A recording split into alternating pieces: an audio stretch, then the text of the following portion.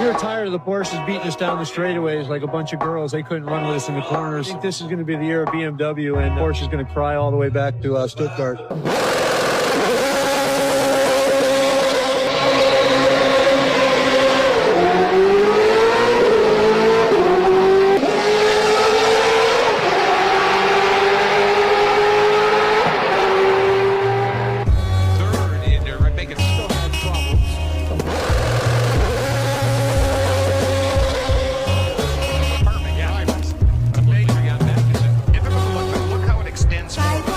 At the end of the day, it'll be a good day if all the Porsche guys go home on their airplanes crying.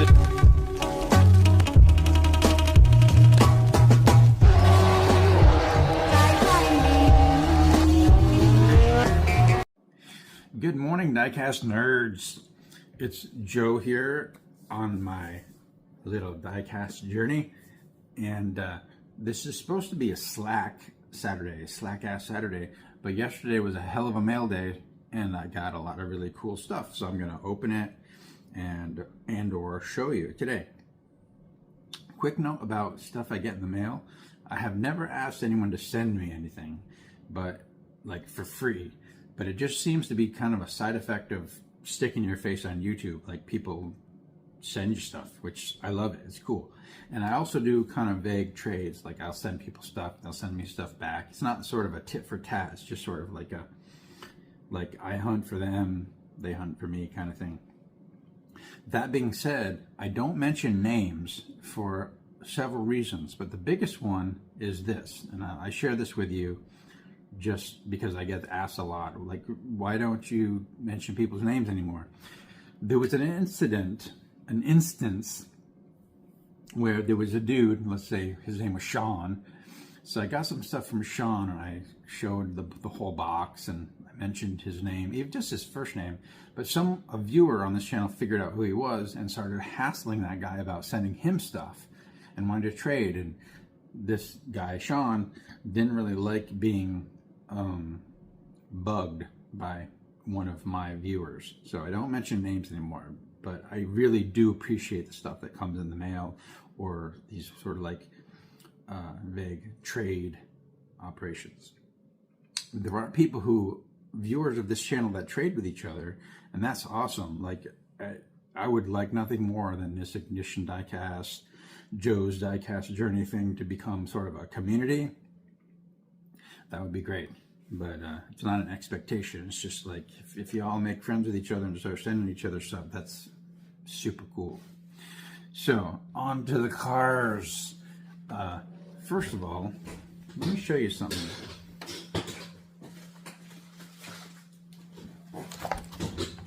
I got this Chevy C10 because I'm trying to get them all in the mail yesterday. This was an eBay purchase. And the guy who sold it to me, who listed it, it didn't come cheap. I mean, I paid like $5 for the car and $4 shipping, so like this cost me like $9. But it was advertised as mint on card in perfect shape. But the problem is, he sent it taped to this cardboard, like in there, and this was covered up in a padded mailer. And you know what happens to carded diecasts when they get sent in a padded mailer? I don't know if you can see that, but the bubble is crushed a little bit. So if I was a carded collector, I'd be extremely disappointed in this condition. I'd be horrified the way it was sent, which is why Ignition Diecast always sends stuff in boxes, because they kicked around and they might get heavy stuff put on top of them, but at least in a box they stand a fighting chance. In a padded mailer, there's just no way. That shit gets crushed. And I don't even think you can really see it, but this front of this bubble is pretty damaged. But I personally don't care because I open anyway, so let's open that up. And here is yet another Chevy C10. And I look to make sure it's not a treasure hunt or a super treasure hunt, because I'm constantly looking right past those. Yesterday somebody pointed out that this gangster grin was a treasure hunt, which I didn't even know. So let's reopen that. Maybe before they did that logo. Wait, what's that? No, that's not a treasure hunt symbol.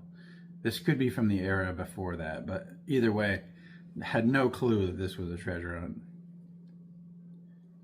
I guess it is. They told me it was. I haven't even been sitting here on my desk, so I haven't really researched it too heavily. So let's get all this garbage out of here. And I got another Chevy C10 in the mail from a separate seller. Similar deal. I had to pay like $8 or $9 for this car, but I'm pretty hell-bent on getting all the C10s. Probably gonna get all of them except for that Super and be like, man, do I want to pay $150 for a diecast car? I don't know. Maybe what I'll do, next Super I find that I don't keep, I'll like put out an APB to, like, for a trade, and maybe be able to trade it or sell it for enough. That black Ferrari F40 is going for a lot of money, so if I find one of those, maybe I'll sell it and buy the Chevy that I need. But this one's pretty cool. This might be my favorite one so far. There's a distinct lack of chrome on this truck. Even the bed, no chrome, it's black. Red windows, I like. So 2 Chevy C10s, more trash. And here's something that came my way, which didn't even make it to my wish list because I didn't think this set was out yet. But it's the next pop culture set, which only has 4 and not 5, which is kind of odd. And it's this Porsche GT3 911 GT3 RS. And Hot Wheels does a lot of GT3s. I think this is like the 6th version of a 911 GT3 that they've made, and this is the debut of this particular casting. So I'm gonna slice this one because for some weird reason I keep premium boxes. Hold on one sec. What I meant is premium cards. I keep premium cards. So sliced off, and here is this brand new GT3. I guess it's like the 992 generation. Not sure, but it is brand new and never before cast. So this is the debut of this particular casting, and it has a plastic wing, which is strange. I thought they kind of stopped doing that. And there's so much more. I got this GTO wagon, which has a dog in the back, and is going to go in my GTO box. I have all the regular 66 GTOs, and I'm trying to put together all of the 66 GTO wagons, but I'm still a ways off. I have at least 4 or 5 more that I need to get, but this one was a welcome addition, and it's perfect.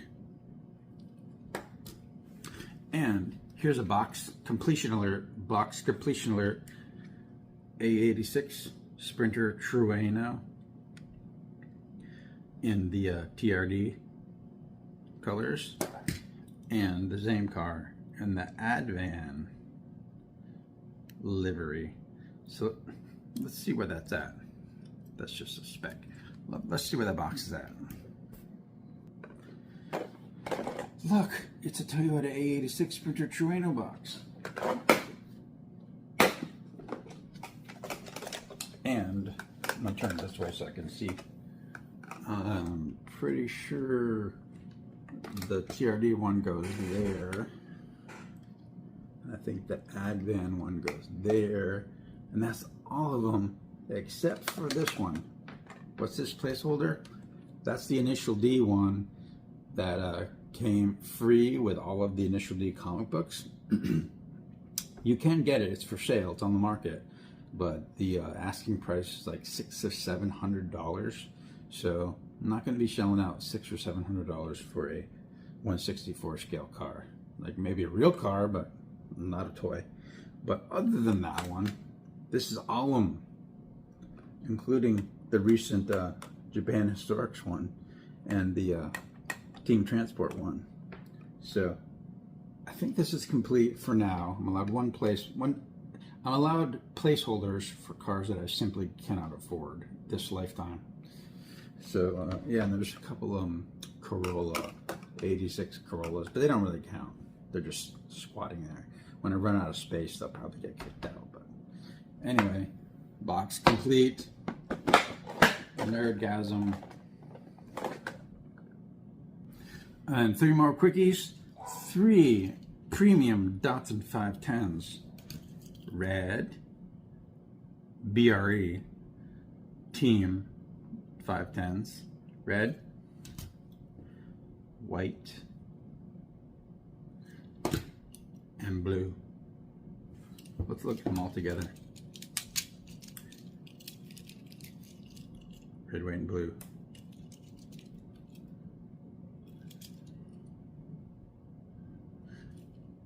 Love it. I didn't have any of these, and now I have like a serious amount of 510s. Like I have a jammer case, and I have like 20 sedans, or is that a sedan or a coupe? Coupes, and like 20 wagons. So I have a ton of 510s. Hot Wheels seems to really love making this casting. So the first to get pulled out might be Matchbox, I'm not sure, but anyway, super happy to have these 3 premiums. They bolster my little collection like crazy. And that's all I have today. That was wasn't exactly slack. Seems like there was something else I was gonna say. Oh wait, one sec. I had a question. I found this Skyline, and it's up. As you can see, it's upside down and it's bubble. And I was just wondering if this is an error. Is this worth a lot of money? How much is this worth? Is this an error? Anyone want to buy it? I mean, I'll let it go for like 50 bucks, 60 bucks. Anyway, very unique error, and I'll be on the lookout for more of cars like this, because errors are a pretty big deal.